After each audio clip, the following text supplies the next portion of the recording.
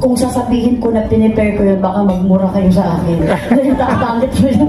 Hindi kasi yun, ang aking family sa aking pulp studio, sa aking pulp, is very lovable talaga sila sa akin. Sila Inang Reyna, sila Madam Kring.